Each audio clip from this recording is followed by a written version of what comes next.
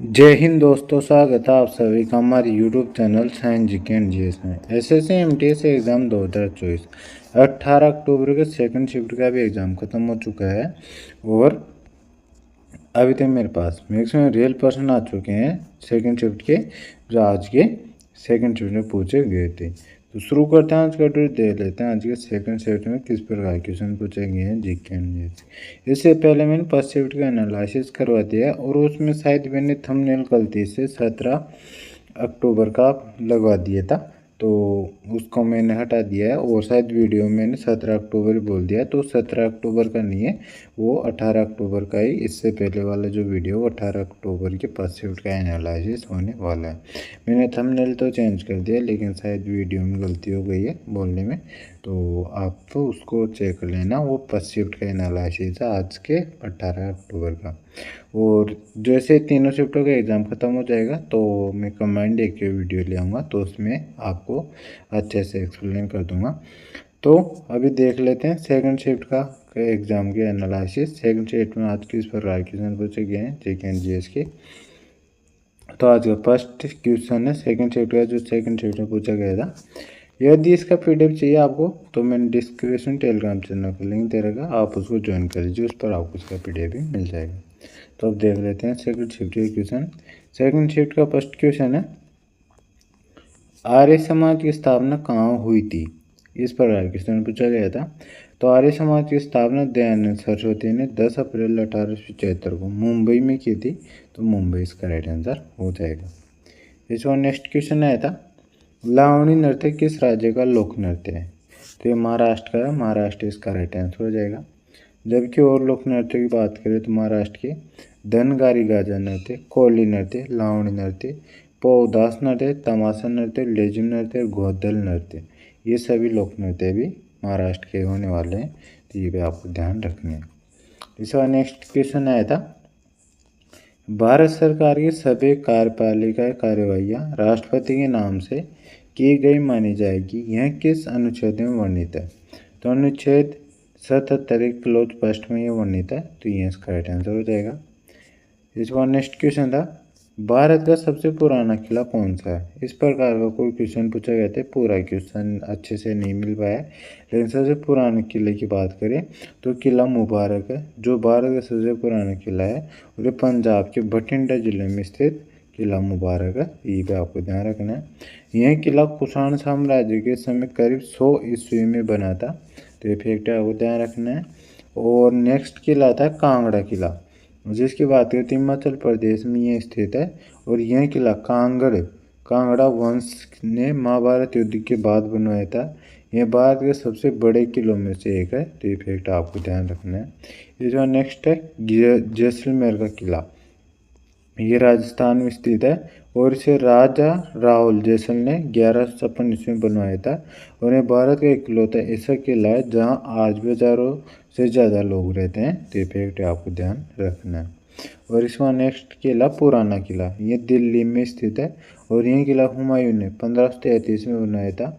और सूर्य राजवंश के संस्थापक शेरशाह सूरी ने इसका नाम शेरगढ़ रखा था, तो फैक्ट आपको ध्यान रखना है। ये प्रमुख किले हैं, तो इन सभी किलों को आपको ध्यान रखना है, यहाँ से भी एग्जाम में क्वेश्चन पूछे जाते हैं। इसके बाद नेक्स्ट क्वेश्चन आया था, कीमती धातु इनमें से कौन सी है। तो कीमती धातुओं में सोना, चांदी, platinum, palladium, rhodium, Ruby, ruthenium, iridium और ओस्मियम, ये सभी कीमती धातु हैं। इनमें से सबसे ज़्यादा व्यापार प्लेटिनम का किया जाता है, तो ये इनमें से जो भी ऑप्शन आया होगा वैसे उसका राइट आंसर आप इनमें से लगा सकते तो ऑप्शन के अनुसार।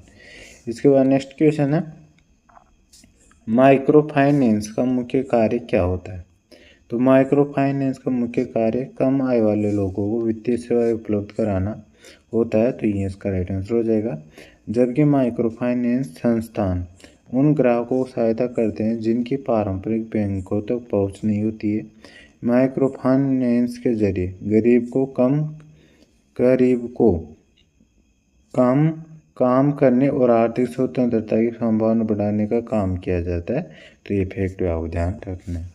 इसका नेक्स्ट क्वेश्चन है, waiting for a visa book किसने लिखी है। तो डॉक्टर भीमराव अम्बेडकर ने लिखी है, तो इसका राइट आंसर हो जाएगा। इसके बाद नेक्स्ट क्वेश्चन, फिक्की के अध्यक्ष कौन है? तो अनीस शाह है, अनीस शाह इसका राइट आंसर हो जाएगा। और फिक्की की फुल फॉर्म की बात करें तो फुल फॉर्म क्या होती है? Federation of Indian chambers of commerce and industry, इसकी फुल फॉर्म होती है।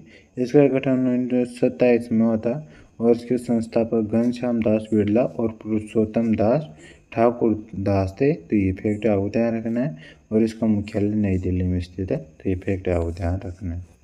इसके बाद नेक्स्ट क्वेश्चन आया था 2023 आईसीसी वनडे विश्व कप कौन सा? आईसीसी वनडे विश्व कप का यह कौन सा संस्करण था?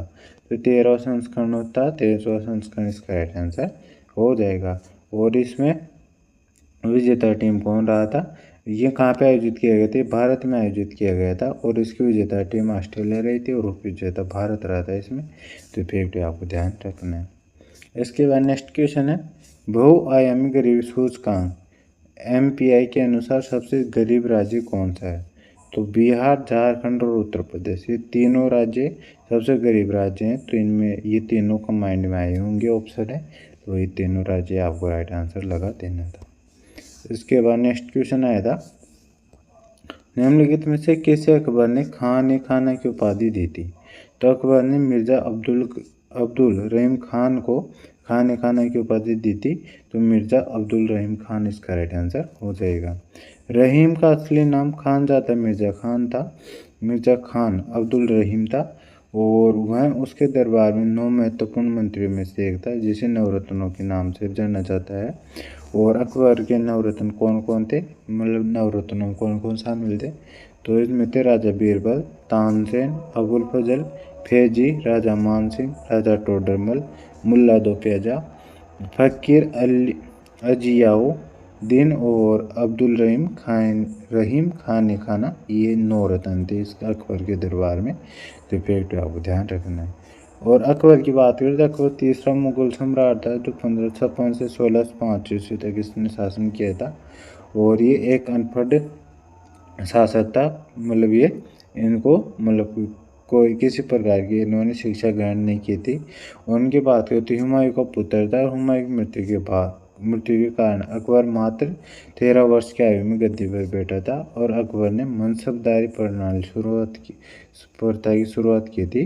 ये भी आपको ध्यान रखना है। कब की थी? ये 1582 में की थी। तो ये फैक्ट आपको ध्यान रखना है। इस बार नेक्स्ट क्वेश्चन है, भारत में डॉक्टर सर्वपल्ली राधाकृष्णन के जन्मदिन पर हर साल कौन सा दिवस मनाया जाता है?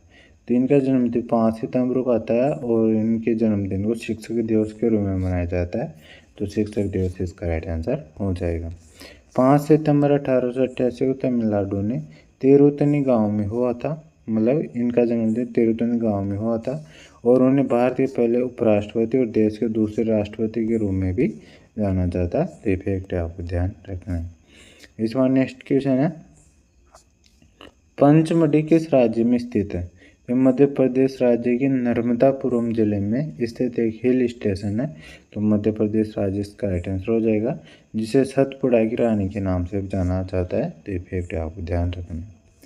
इसके बाद नेक्स्ट क्वेश्चन आया था, क्रिकेट की पिच की लंबाई कितनी होती है? तो क्रिकेट की पिच की लंबाई की बात करें तो 22 गज यानी 20.12 मीटर होती है। तो ये इसका राइट आंसर 22 गज 20.12 मीटर इसका राइट आंसर हो जाएगा। वहीं चौड़ाई की बात करें 10 फीट यानी 3.05 मीटर होती है। तो फैक्ट आपको ध्यान रखना है। इसके बाद नेक्स्ट क्वेश्चन है, भारत में सूदी आंदोलन की शुरुआत किसने की थी? तो सूदी आंदोलन की शुरुआत आर्य समाज के संस्थापक स्वामी दयानंद सरस्वती ने की थी। इस आंदोलन के जरिए धर्म परिवर्तन कर चुके लोगों को फिर हिंदू धर्म में लाने की कोशिश की गई थी। और इस आंदोलन की शुरुआत 11 फरवरी 1923 को हुई थी जब स्वामी श्रद्धानंद ने भारतीय शुद्धि सभा की स्थापना की थी। तो ये फैक्ट आपको ध्यान रखना है। तो इसकी शुरुआत किसने की थी? मतलब स्वामी दयानंद सरस्वती ने की थी। तो ये इसका राइट आंसर हो जाएगा। और स्वामी दयानंद सरस्वती की बात करें तो हिंदू धर्म का मार्टिन लूथर कहा जाता है। और स्वामी दयानंद सरस्वती ने 1875 में आर्य समाज की स्थापना की थी।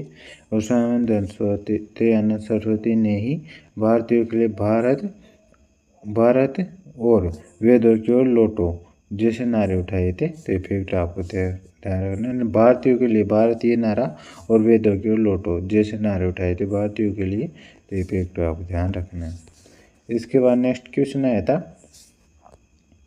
रवि कीर्ति किस चालुक्य शासक के दरबारी कवि थे। तो पुलकेशन द्वितीय के दरबारी कवि थे। तो पुलकेशन द्वितीय इसका राइट आंसर हो जाएगा।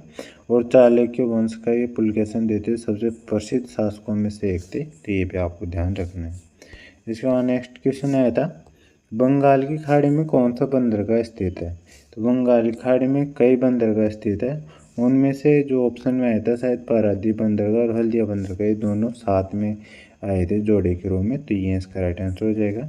जबकि और प्रमुख बंदरगाहों की बात करें तो चेन्नई बंदरगाह बंगाल की खाड़ी का सबसे बड़ा बंदरगाह है। इसे पहले मद्रास बंदरगाह के नाम से जाना जाता था। तो फैक्ट है, आपको ध्यान रखना है। नेक्स्ट आता है पारादीप बंदरगाह, यह उड़ीसा का एकमात्र प्रमुख बंदरगाह है। तो ये फैक्ट आपको ध्यान रखना है। नेक्स्ट आता है कोलकाता बंदरगाह, यह भारत का सबसे पुराना बंदरगाह है और यह हुगली नदी के तट पर ही बना है। तो फैक्ट आपको ध्यान रखना है। नेक्स्ट आता है हल्दिया बंदरगाह, हल्दी नदी और हुगली नदी के संगम के पास ही स्थित है। तो ये फैक्ट आपको ध्यान रखना है। और नेक्स्ट आता है पोर्ट ब्लेयर बंदरगाह, ये अंडमान और निकोबार द्वीप समूह में स्थित है। तो ये फैक्ट आपको ध्यान रखना है। इसके बाद नेक्स्ट क्वेश्चन आता है, कालिदास सम्मान किस राज्य सरकार द्वारा दिया जाता है। तो मध्य प्रदेश सरकार के द्वारा दिया जाता है। मध्य प्रदेश सरकार इसका राइट आंसर हो जाएगा। इसकी स्थापना 1980 में की गई थी। तो ये फैक्ट आपको ध्यान रखना है। एक कालिदास सम्मान और एक तानसेन सम्मान, ये भी मध्य प्रदेश सरकार के द्वारा दिया जाता है। तो फैक्ट आपको ध्यान रखना है। इसमें नेक्स्ट क्वेश्चन आता है, शरीर के लिए कार्बोहाइड्रेट हमें क्या देते हैं। तो शरीर को ऊर्जा देते हैं, शरीर को ऊर्जा देने इसका राइट आंसर हो जाएगा। कार्बोहाइड्रेट को ग्लूकोज या रक्त शर्करा में तोड़ा जाता है जिससे हमें ऊर्जा प्राप्त होती है। तो ये फैक्ट आपको ध्यान रखना है। इसके बाद नेक्स्ट क्वेश्चन है, नागराज और मंजूनाथ जिन्हें मैसूर बंधु के नाम से जाना जाता है किस वाद्य यंत्र से संबंधित है। तो ये वायलिन वादक है। तो वायलिन इसका राइट आंसर हो जाएगा। इसके बाद नेक्स्ट क्वेश्चन आता है, अवायवीय गतिविधियाँ वे गतिविधियाँ होती हैं जिनमें ऑक्सीजन की मदद के बिना ऊर्जा के लिए ग्लूकोज को तोड़ा जाता है। तो इनमें कौन कौन सी गतिविधि आती है। तो इसकी बात करें तो इसमें भारोत्तोलन, दौड़ लगाना, ये रस्सी कूदना, यहाँ जैसे कि वेट लिफ्टिंग, स्प्रिंटिंग, जंपिंग रोप, हाई इंटेंसिटी इंटरवल ट्रेनिंग और सर्किट ट्रेनिंग और पिलेट्स और योगा, ये सभी इसके एग्जाम्पल है। तो इनमें से जो भी ऑप्शन में आया होगा वो इसका राइट आंसर हो जाएगा। इसके बाद नेक्स्ट क्वेश्चन पूछा गया था, बेटी बचाओ बेटी पढ़ाओ योजना कब शुरू की गई थी। तो 22 जनवरी 2015 को पानीपत हरियाणा शुरू की गई थी। और किसके द्वारा शुरू की गई थी, प्रधानमंत्री नरेंद्र मोदी के द्वारा यहाँ शुरू की गई थी। तो फैक्ट आपको ध्यान रखना है। और इनमें से शायद सन पूछा था। तो 22 जनवरी 2015 इसका राइट आंसर हो जाएगा। और इस योजना का मुख्य उद्देश्य शिक्षा के माध्यम से लड़कियों को सामाजिक और वित्तीय रूप से स्वतंत्र बनाना है। तो फैक्ट आपको ध्यान रखना है। तो ये सभी क्वेश्चन थे जो आज के सेकंड शिफ्ट में पूछे गए थे। आई होप आपको ये वीडियो पसंद आया होगा। वीडियो पसंद आए तो वीडियो को लाइक कर देना। चैनल पर नए चैनल को सब्सक्राइब कर बेल आइकन ऑन कर लेना, ताकि मैं जैसे ही नेक्स्ट शिफ्ट का एग्ज़ाम खत्म होगा और उसका एनालिसिस का वीडियो लेके आऊँगा तो उसका नोटिफिकेशन आप तक पहुँच जाएगा और आप सबसे पहले इस वीडियो को देख सकेंगे। तो मिलते हैं नेक्स्ट वीडियो में, तब तक के लिए जय हिंद जय भारत।